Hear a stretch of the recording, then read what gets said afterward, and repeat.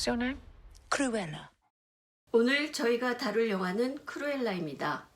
전 세계 흥행 수익 2억 달러, 국내 개봉에서도 큰 화제를 불러일으키면서 코로나19 상황에도 200만 관객을 동원했고 극장 상영이 끝난 시점에도 여전히 많이들 보고 계십니다. 오늘 그래서 저희가 나눌 주제는 나쁜 영화 크루엘라입니다. 크루엘라가 왜 나쁜 영화인지 그 이유 5가지에 대해 이야기를 들어볼까 합니다. 이 박사님, 그 첫 번째 이유는 뭔가요? 악이 당당하다는 것입니다. 더 큰 악을 응징하는 악이 마치 선인 양 악을 꺼림없이 저지르고는 복수란 이름으로 정당화하고 있죠. 사실 이 영화는 원작인 101마리 달마시안의 악녀 크루엘라의 악이 어디서 왔는지를 보여주면서 그것이 태생적이다라고 말합니다. 유전자를 타고났다는 것이죠. 때문에 아무리 착한 에스텔라로 살려고 해도 불가능하다는 것입니다. 이 영화의 가장 큰 무기이자 약점이기도 합니다.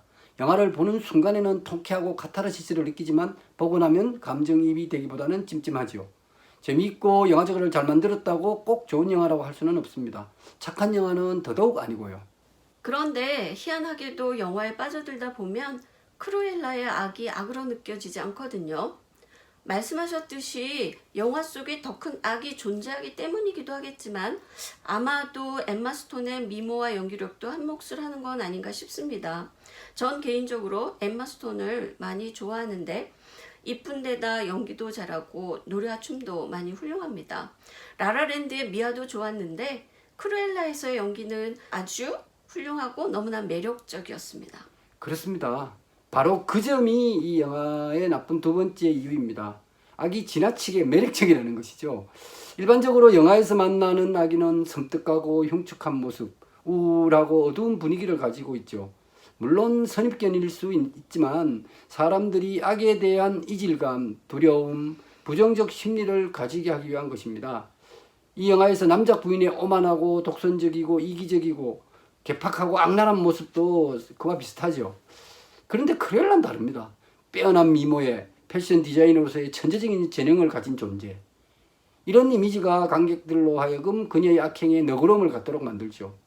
게다가 밝고 유머스러운 분위기와 화려한 공연을 보는 듯한 시청각적 연출, 그 다음에 리드미컬한 이야기의 흐름, 강아지를 포함한 모든 등장인물들의 매끄러운 조화가 주제나 가치관을 심각하게 의식하지 않게 만들죠. 어떻게 보면 디즈니의 철저히 계산된 전략이라고도 할 수 있습니다. 디즈니 영화들의 전형이라 할 수 있는 건선징악은 이제 올드한 트렌드가 되어버린 것 같습니다.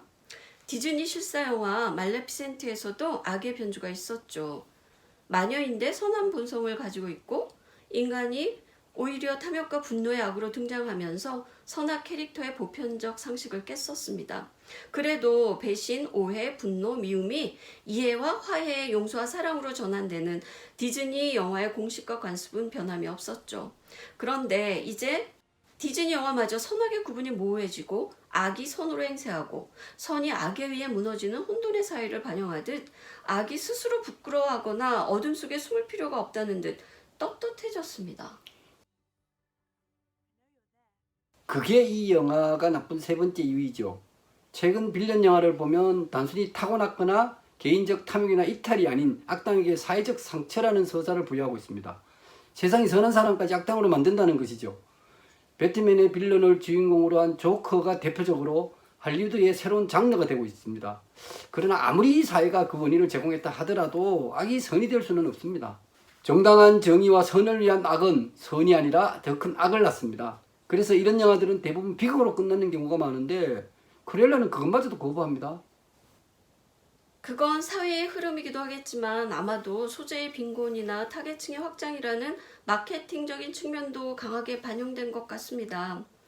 사실 저는 이 영화를 처음 영화 소개 프로그램에서 봤을 때 악마는 프라다를 입는다를 떠올렸거든요. 두 여자 캐릭터나 패션이란 소재가 그랬어요. 저뿐만 아니라 일반 관객들도 그랬던 것 같은데 그건 착각이었습니다.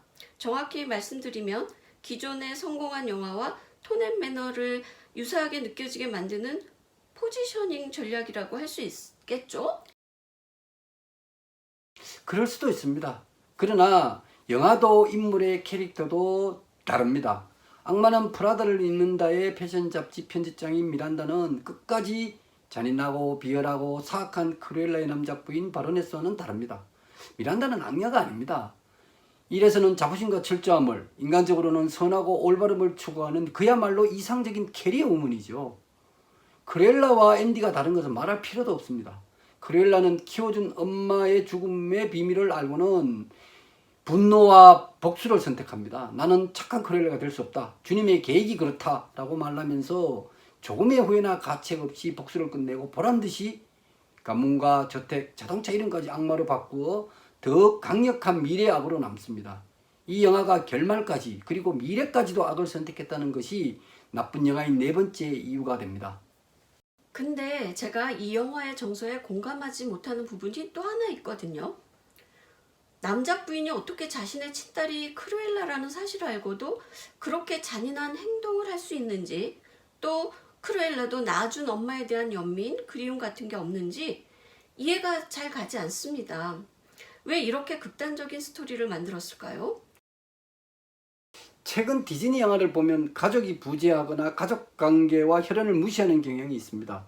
앞서 얘기한 말레피센트에서도 공주가 악하긴 하지만 왕인 아버지의 죽음에 아무런 감정을 느끼지 않습니다.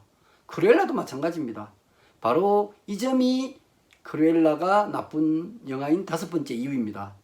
크루엘라는 친모가 원수란 사실을 알고도 어떤 갈등이나 비극성을 가지지 않습니다. 게다가 이 영화의 등장인물들을 보면 하나같이 가족 없이 혼자입니다. 단순히 디즈니가 어린이 가족 영화에서 탈피해서 성인 세계로 변신하기 위한 것이라면 이 역시 나쁜 선택이라고 할 수 있습니다. 이번 부부영화 토크에서는 저희 부부가 모처럼 의견 일치를 봤네요. 부부는 일심동체잖아요. 그런가요? 근데 제가 걱정이 하나 있습니다. 크루엘라가 왜 나쁜 영화야? 영화는 영화일 뿐이야. 라면서 우리 얘기에 동의하지 않을 분들도 계실 것 같아 좀 걱정이 되거든요. 걱정할 필요 없습니다. 영화는 어차피 각자 느낌과 생각으로 보는 것이고 또 세상에는 늘 선악이 공존하고 악도 내가 어떻게 받아들이냐에 따라 달라지니까